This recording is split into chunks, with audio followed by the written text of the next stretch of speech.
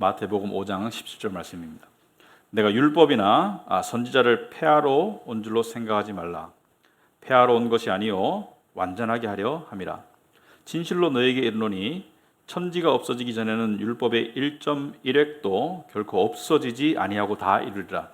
그러므로 누구든지 이 계명 중에 지극히 작은 것 하나라도 버리고 또 그같이 사람을 가르치는 자는 천국에서 지극히 작다 일컬음을 받을 것이요 누구든지 이를 행하며 가르치는 자는 천국에서 크다 일컬음을 받으리라. 내가 너에게 이르노니 너의 의가 서기관과 바리새인보다 더 낫지 못하면 결코 천국에 들어가지 못하리라. 아멘. 앉으시기 바랍니다. 우리 기도하도록 하겠습니다. 하나님 아버지, 오늘 저희들 또 예배 자리에 왔습니다. 마치 타향살이를 하다가 고향에 부모님을 찾는 그런 자녀의 마음으로 이 예배 자리에 왔습니다. 한 주간 삶 가운데 지치고 또 힘든 영혼들 하나님께서 이 시간 말씀으로 붙들어 주시고 또 어찌 보면 말씀을 통해서 우리가 믿음의 경주를 달려갈 때 오히려 세상을 이기고 또 삶의 활기가 또 날 수 있을 것입니다. 이 시간 말씀을 통해서 우리의 삶 가운데 또 변화되어야 될 부분들이 있으면 하나님께서 그렇게 인도해 주시고 또 깨우침을 주시고 또 더 나아가서 우리가 사랑하는 그런 관계 속에서 어떻게 하면 좀 더 그리스도인으로서 성도로서 살아갈 수 있을지 고민하는 또 은혜 받는 그런 시간 될 수 있도록 주님 도와주시옵소서. 말씀은 살아있고 또 역사한다고 했습니다.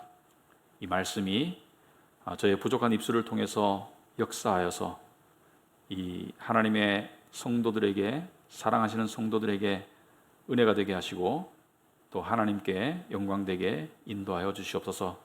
모든 것을 성령께 맡기며 예수님 이름으로 기도합나이다. 아멘. 네, 우리 산상수훈의 말씀을 보고 있는데 오늘 여러분들이 이 본문 이 네 구절을 읽어보면은 키워드가 뭘까요?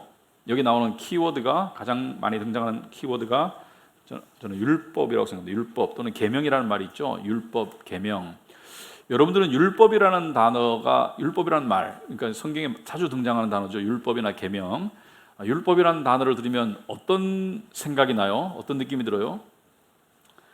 율법이라는 단어를 들었을 때 되게 막 이 은혜라는 단어를 들으면은 좀 뭔가 따뜻한 느낌이 드는데 율법이라는 단어를 들으면은 어떤 느낌이 들까? 어떤 사람들은 좀 부담스러울 것 같아요. 율법을 어떤 지켜야 되는 규칙이기 때문에 하나님의 법이기 때문에 좀 부담스러울 수 있을 거고 어떤 사람들은 좀 부정적인 시각이 들 수 있을 것 같아요. 왜냐하면 율법주의라는 게 있잖아요, 그죠? 그래서 이 기독교 역사 속에서 또는 이 종교 속에서 두 가지 이 상반된 잘못된 길이 있습니다. 그것은 뭐냐면은 한편에는 율법주의라는 게 있어요. 율법주의는 뭐죠? 예를 들어서 율법주의라는 것은 바리새인들처럼 오늘날에도 율법주의를 살아가는 기독교인들이 상당히 많아요. 율법주의라는 것은 율법을 지킴으로 구체적으로 말하자면은 뭐 예배를 드리고 헌금을 드리고 또 봉사하고 또 도덕적으로 살고 그러니까 율법을 지킴으로써 가지는 이 의로움, 자기 의로움, 우월 의식이에요. 나는 저 사람과 달라. 이런 사람들 있죠, 그죠? 나는 저 사람처럼 나쁜 짓 안 해. 나는 저 사람처럼 예배를 빼먹지 않아. 나는 저 사람처럼 살지 않아. 라는 우월 의식이 율법주의죠.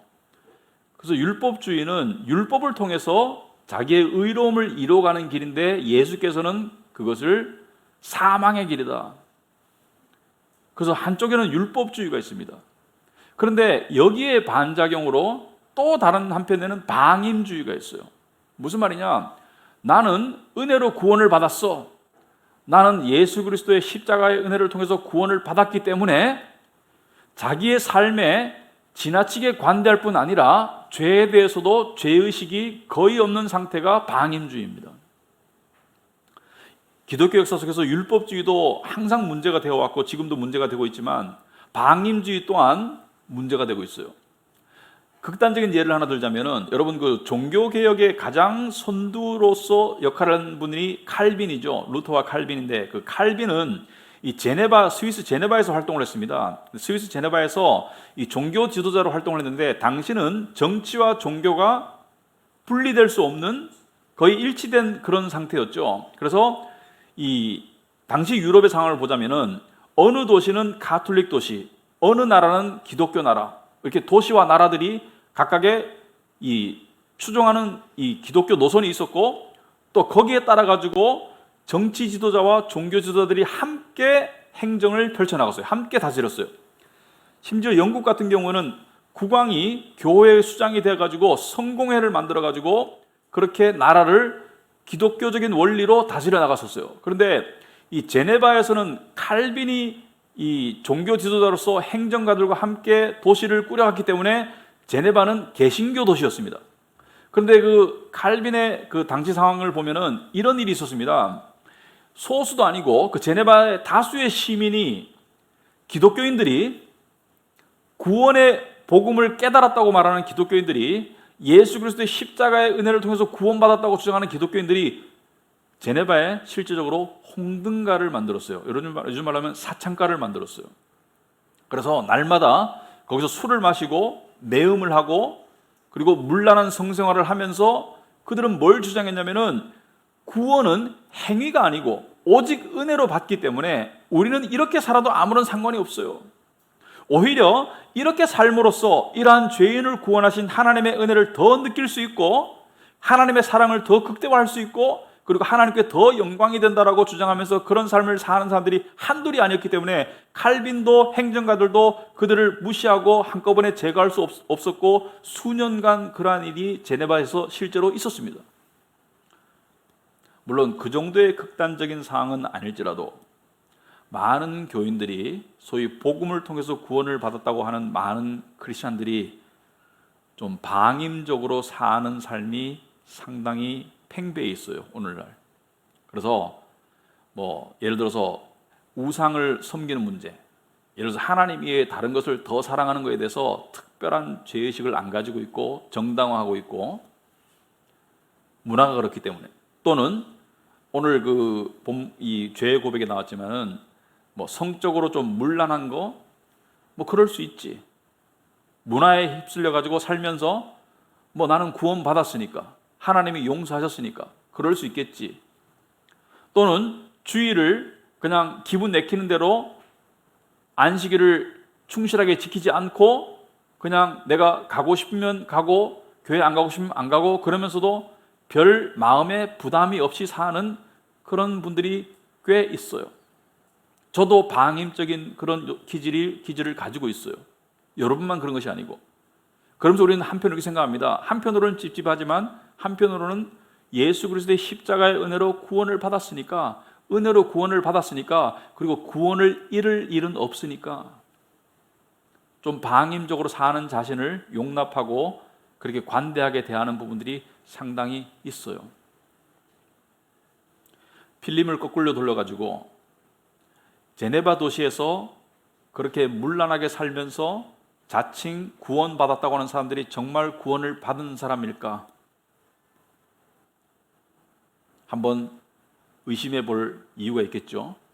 정말 구원을 받았는데 그렇게 살면서 아무런 꺼리낌이 없을 수 있을까? 자, 예수께서는 이 율법, 우리가 이 때로는 부담스럽고 때로는 부정적인 인식을 가지고 있는 율법, 왜 율법주의라는 단어가 부정적이기 때문에 그 율법에 대해서 예수께서는 분명하게 이렇게 말씀하십니다. 17절에 내가 율법이나 선지자를 폐하러 온 줄로 생각하지 마라. 왜 예수께서는 유대인들에게 율법이나 선지자를 폐하러 온 줄로 생각하지 말라고 말씀하셨을까? 여기서 율법이나 선지자는 무엇을 말하는 것일까? 왜 성경에는 상투적으로 율법과 선지자라는 말이 같이 나올까? 예를 들어서 마태복음 22장 40절에 이 두 계명이 온 율법과 선지자의 강령이니라.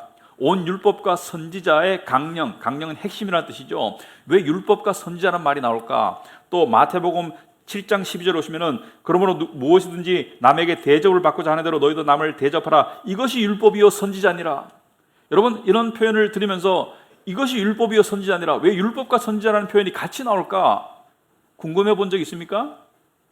그 이유는 여기서 말하는 율법은 지금 예수님 당시에는 신약 성경이 없었어요. 구약 성경밖에 없었죠. 여기서 말하는 율법은 모세 오경을 말합니다.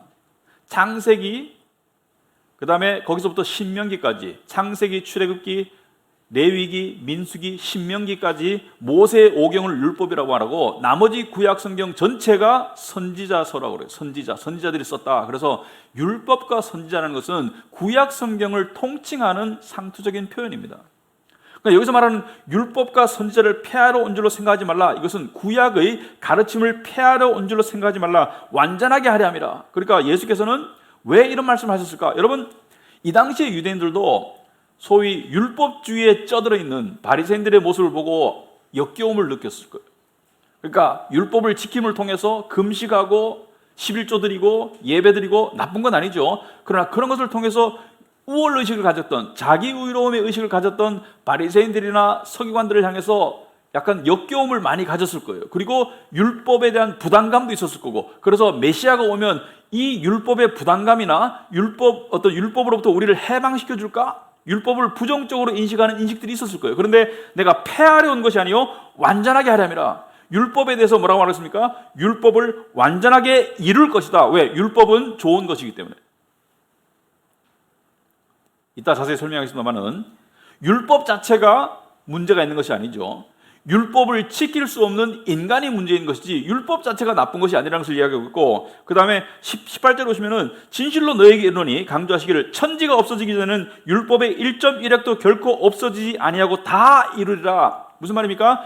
율법은 무엇을 하라는 계명도 있지만 율법은 예언도 포함해요. 그러니까 율법의 말씀의 예언은 다 이루어질 것이다. 그래서 말씀을 등한시하지 말라는 것을 계속 강조하고 계시고, 그리고 19절에는 심지어 이렇게 말씀하십니다. 누구든지 이 계명 중에 지극히 작은 것 하나라도 버리고 또 그같이 사람을 가르치는 자는, 무슨 말입니까? 율법의 가르침을 소홀히 하는 자는, 십계명의 가르침을 소홀히 하는 자는 천국에서도 지극히 적다 일컬음을 받을 것이요, 누군지 이를 행하며 가르치는 자는 천국에서 크다 일컬음을 받을 것이니라. 두 가지를 말하고 있죠. 첫째는 천국은 좋은 곳이죠. 천국은 뭐 열등감, 우월감이 없겠죠. 하지만 영광의 크고 작음이 있을 것이다. 천국에서 상급의 크고 작음이 있고 영광의 크고 작음이 있는데, 그 영광의 크고 작음을 결정하는 그 판단 기준이 뭐예요? 율법이에요. 그러므로 기독교인들에게도 율법은 아주 밀접하게 적용이 될 수밖에 없어요.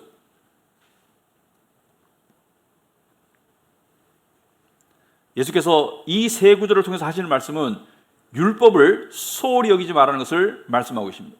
율법을 등한히 하지 마라. 내가 은혜로 구원받았기 때문에 나는 내 내키는 대로 살아도 돼, 내 원하는 대로 살아도 돼. 아니요.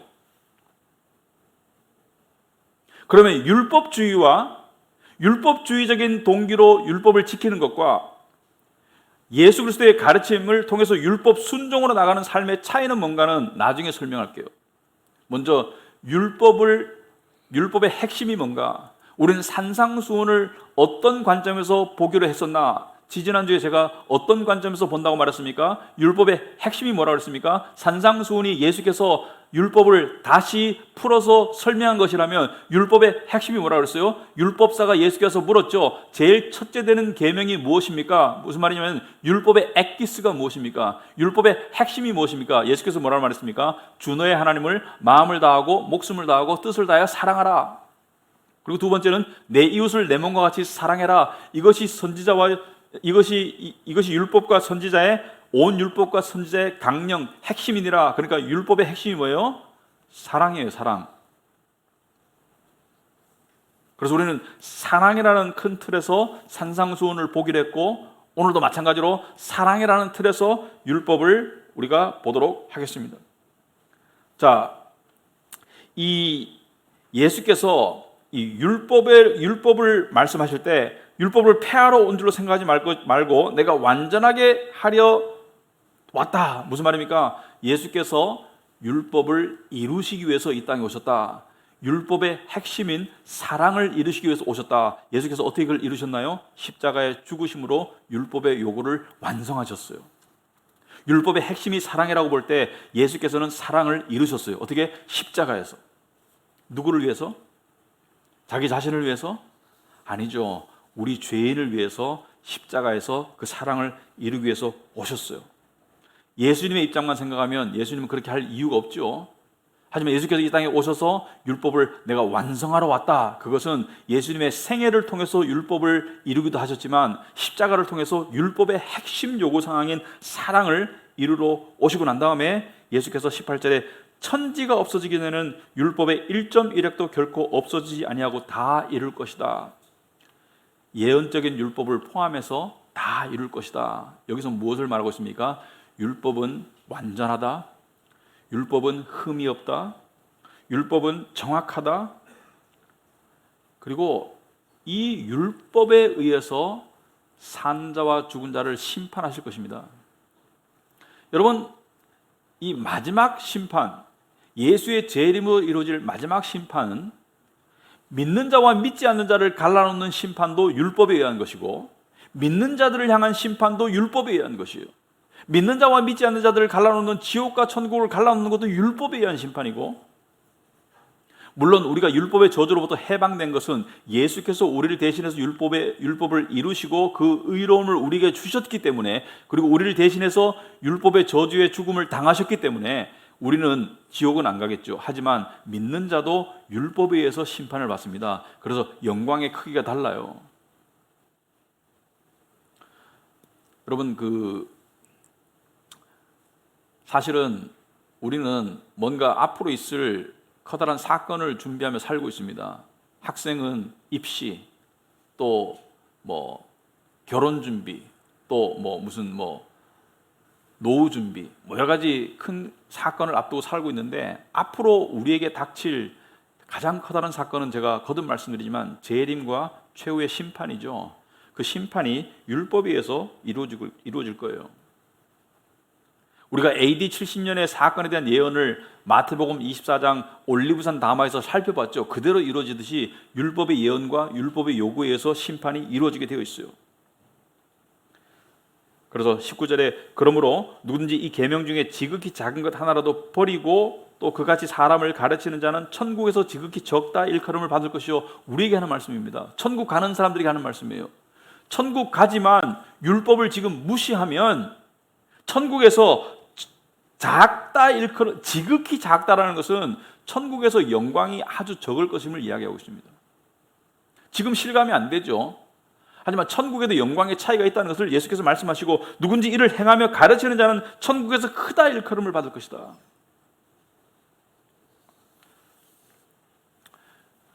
자, 그러면 율법이 뭐냐? 한번 좀 더 구체적으로 살펴보겠습니다. 율법이 뭐냐? 율법은 나쁜 것이 아니고 율법은 좋은 것이고 율법은 하나님의 거룩한 것이고, 근데 율법을 왜 주셨나? 율법을 왜 주셨습니까?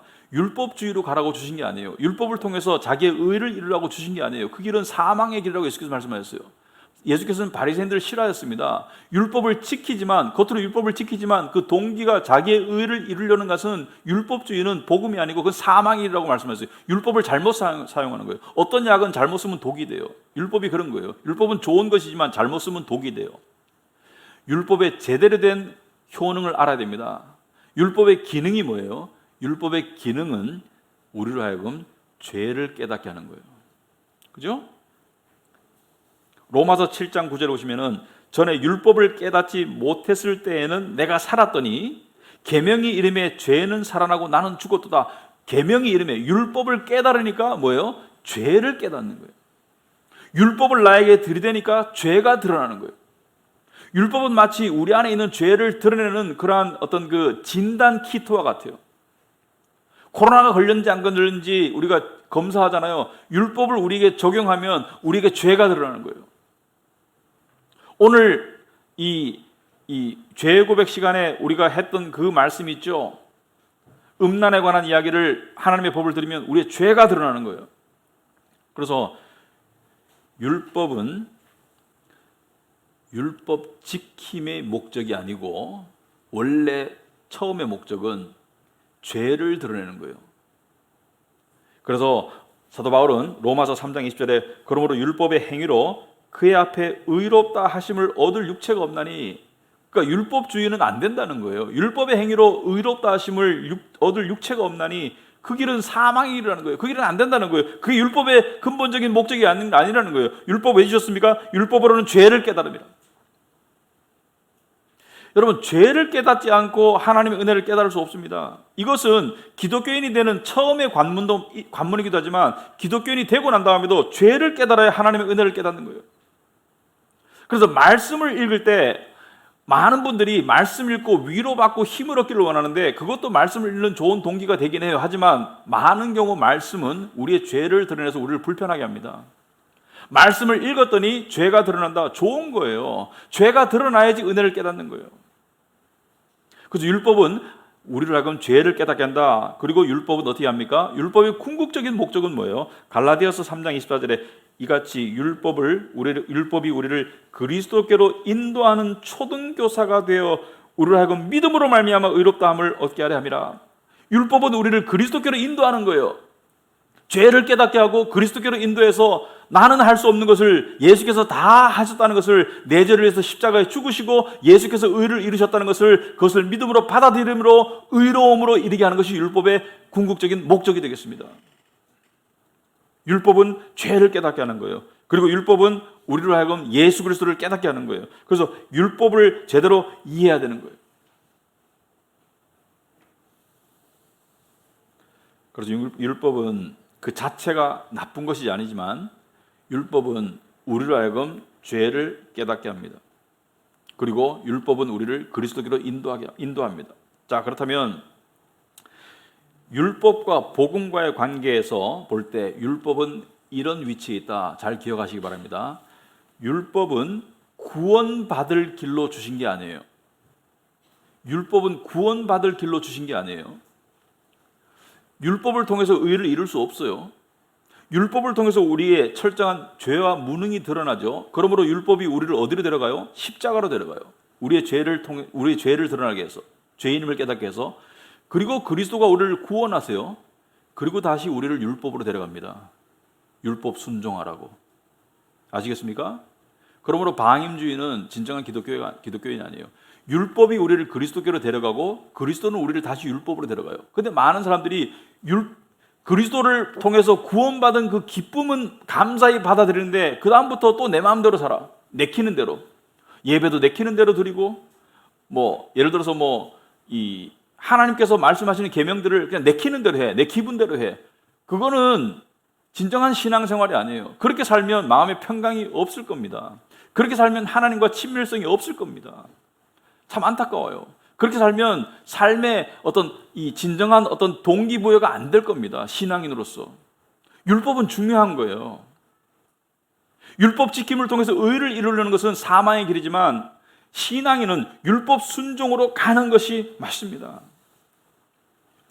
율법이 사랑이다라는 것을 그런 관점에서 볼 때 이것이 적용돼야 될 가장 일반적인 곳은 바로 인간관계입니다. 인간관계 속에서도 정말 하나님께서 주신 내가 수동적으로 받아들일 수밖에 없는 가족관계 또는 교회관계, 또 좀 더 범위를 넓히자면 직장관계에서 율법이 적용되는 거예요. 사랑이 적용되는 거예요. 예를 들어서 부부관계, 자녀관계, 부모관계, 교우관계, 이런 속에서 율법 지킴이, 율법 순종이 이루어지는 거예요. 자, 그런데 율법과 복음과의 관계 좀 복잡한데 제가 좀 풀어서 설명을 해드릴게요. 이렇게 시작을 해보겠습니다. 여러분, 세상에서의 인생의 이치는 어떻게 출발해서 어떻게 끝납니까? 여러분들이 잘 알다시피 세상에서의 인생은 삶으로 출발해서 죽음으로 끝나요. 그죠? 삶으로 시작해서 죽음으로 끝납니다. 태어나서 죽음으로 끝나요. 그런데 이 삶과 죽음 사이에 모든 활동은 생명을 연장하기 위한 인간의 몸부림입니다. 우리는 예를 들어서 경제, 돈 문제, 의식주 문제, 살기 위한 몸부림이에요.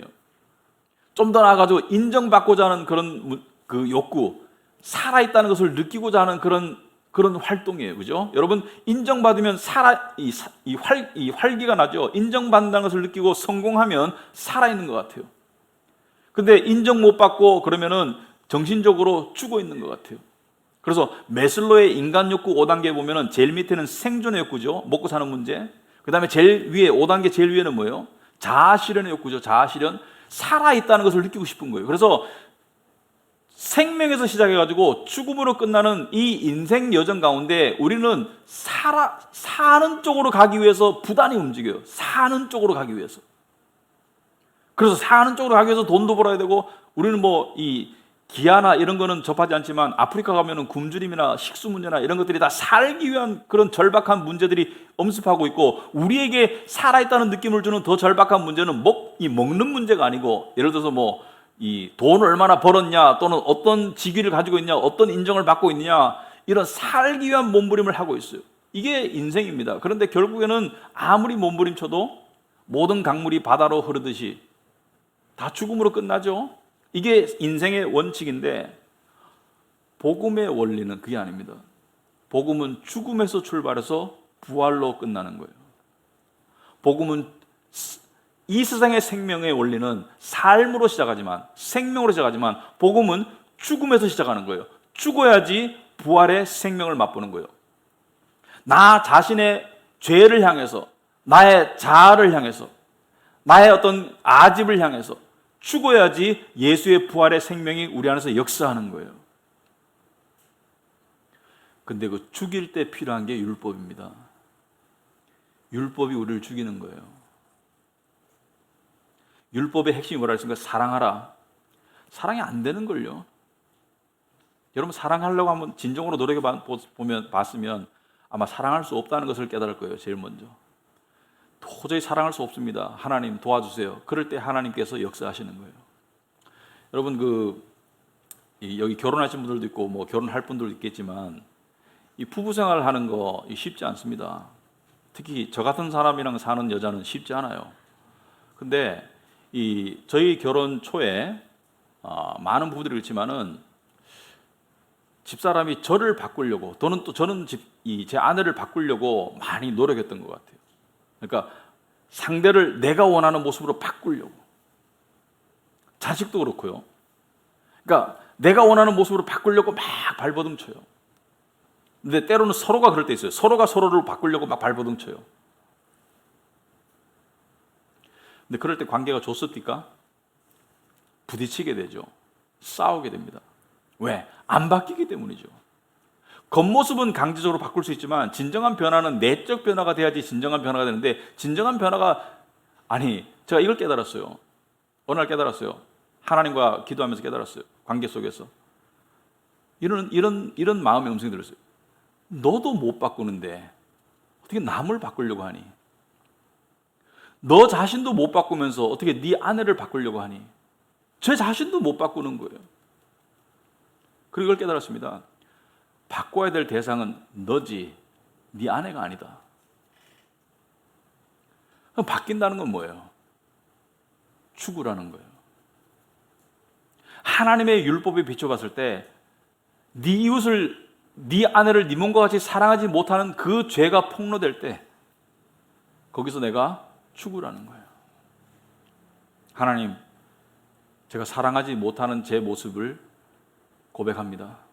용서하소서. 율법에 비춰봤을 때 내가 문제라는 것을 깨닫는 거예요. 근데 놀라운 게요, 얼마 전에 저희 집사람이 그런 얘기를 해요. 하나님 참 신기하신 분이다. 결혼 초에 또는 중반 때까지 저를 바꾸고 싶어서 그렇게 하나님께 기도했는데, 그리고 잊어버렸는데 제가 바뀌었다는 거예요. 물론 제가 지금 천사도 아니고 완벽하진 않겠지만 옛날에 저의 모습에 비해서 제가 바뀌었다는 거예요. 저도 똑같이 아내를 향해서 느낍니다. 우리 아내가 많이 바뀌었어요. 제가 원하는 모습으로 바뀌었어요. 때로는 그 이상으로 바뀌었어요.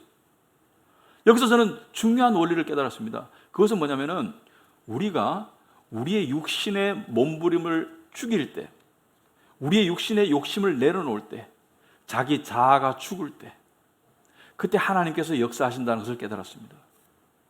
율법은, 그 완전한 율법을 우리가 비추어 볼 때 나로 하여금 내가 먼저 죽어야 돼요. 내가 거기에 못 미치는 거예요. 내가 할 수 없는 거예요. 여러분, 사랑이 되는 줄 아세요? 우리 스스로 사랑이 안 됩니다. 우리 안에서 역사하시는 부활의 생명의 능력이 우리로 하여금 바뀌도록 만드는 거예요.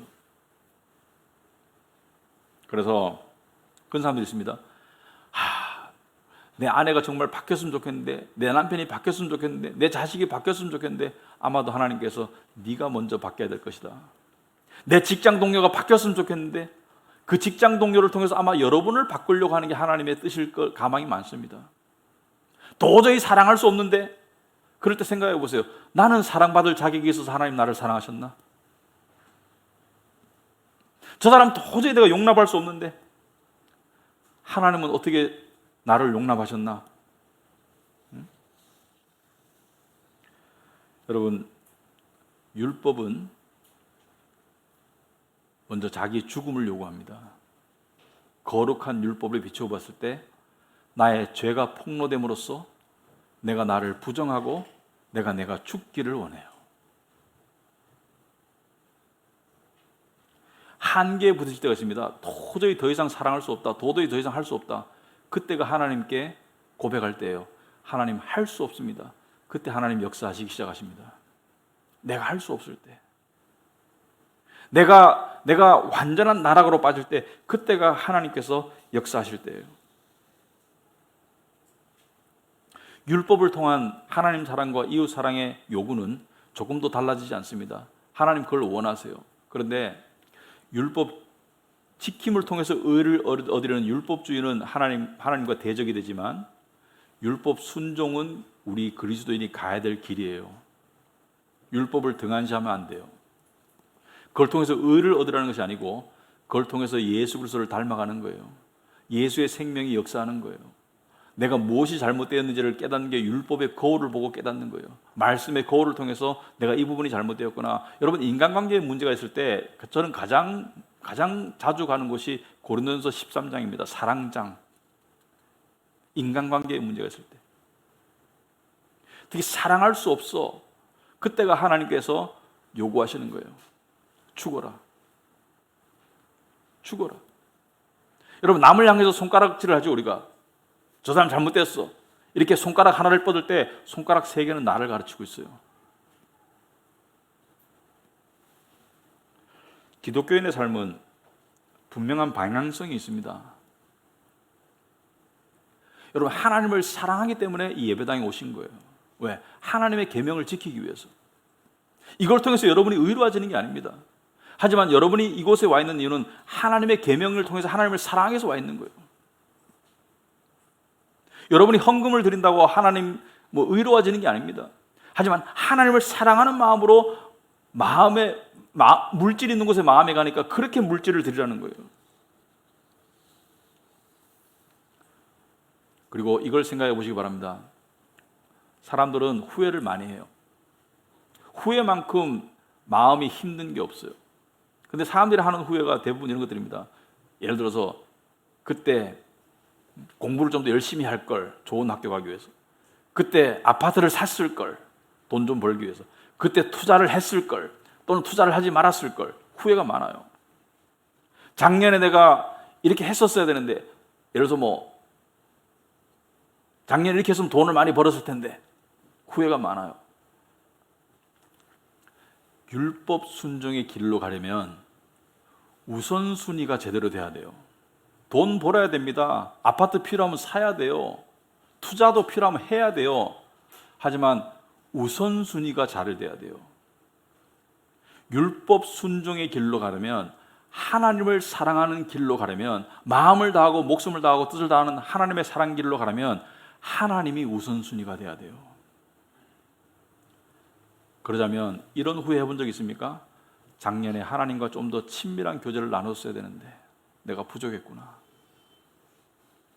내가 이번 주에 하나님 생각을 좀 더 많이 했어야 되는데, 내가 이번 주에 하나님 말씀을 좀 더 많이 보고 충실하게 말씀 기도 생활을 했어야 되는데 후회되는구나. 투자 잘못해가지고, 투자의 기회를 놓쳐가지고 돈 못 번 거는 안타까운데, 하나님을 그만큼 알지 못한 것에 대해서는 안타깝지 않은 우리의 실정을 율법이 폭로하는 거예요. 여러분, 대한민국 사람이 평생 살면서 암에 걸릴 확률이 37%입니다. 암 말고도 치명적인 불치의 질병이 수십 개가 있어요. 근데 암 하나만 놓고 봐도 37%가, 여기 3명 중에 한 사람은 죽기 전에 암에 걸려요. 지금 암에 걸렸거나 암에서 치료받은 사람이 250만 명이 대한민국에 살아있는 사람만.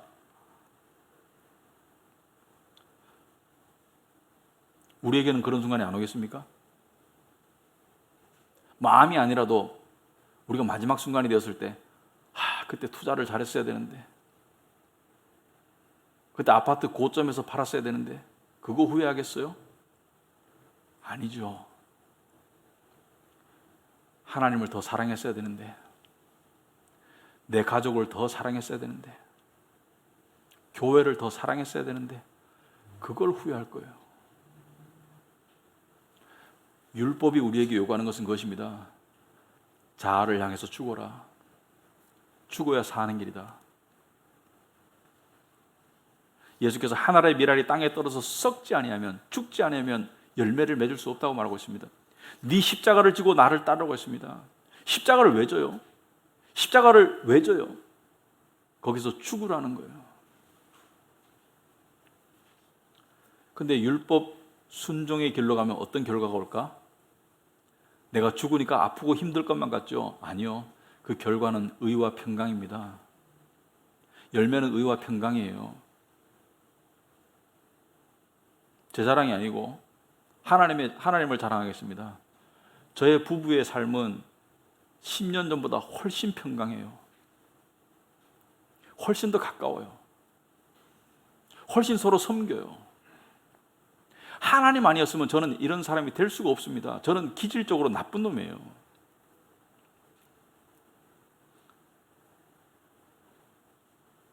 하나님의 은혜로 그래도 이나마 된 거예요. 부부 생활이 평안합니다. 삶의 전반에 훨씬 더 큰 평강을 누릴 수 있는 이유는 하나님의 은혜 때문이에요.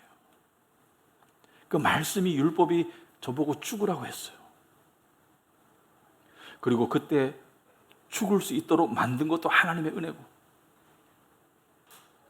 그 죽음 가운데 생명으로 역사하시는 것도 하나님의 은혜예요. 그 은혜가 여러분 가운데 역사할 것입니다. 그래서 기독교인의 삶은 그냥 구원받았으니까 내 마음대로 룰루랄라 하는 삶이 아니에요. 구원받았기 때문에 하나님의 뜻 가운데로 더 나아가고, 근데 나아갈 수 없는 자신을 볼 때 그 속에서 주여 불쌍히 여겨 주시옵소서. 나는 죄인으로서이다. 죄를 깨닫고, 도저히 용납할 수 없는 직장 동료, 주여 도저히 내가 미움에서 벗어날 수 없습니다. 그때 하나님의 음성이 들릴 겁니다. 너는 내가 어떻게 용서했는데? 그 부활의 복음의 능력으로, 은혜로 그 직장인을 향해서 참아주고, 그 직장인을 향해서 친절하게 대해줄 수 있는 그런 쪽으로 나아가는 것이 하나님이 원하시는 우리의 삶의 방향이에요.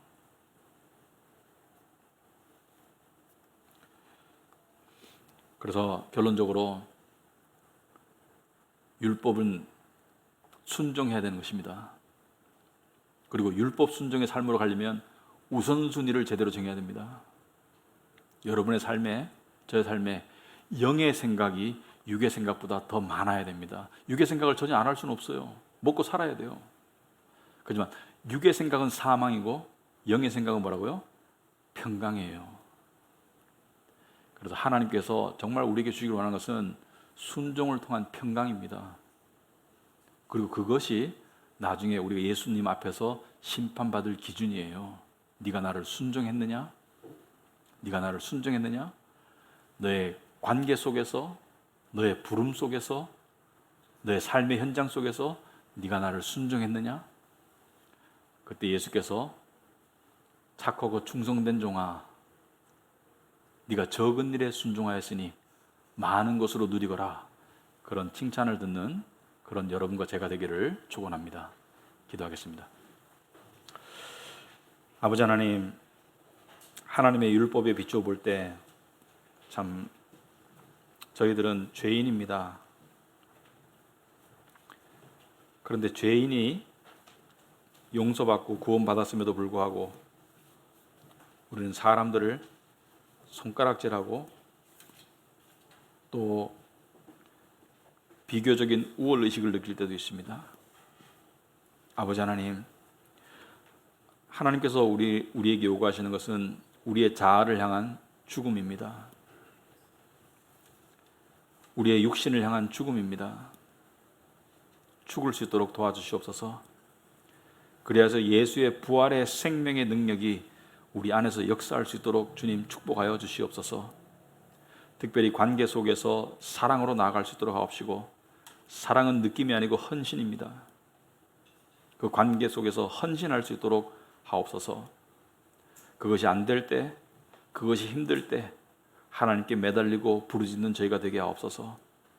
그럴 때 역사하시는 하나님의 그 손길과 능력을 체험할 수 있도록 인도하여 주시옵소서. 이 시간 우리 성도들께서 기도하실 것입니다.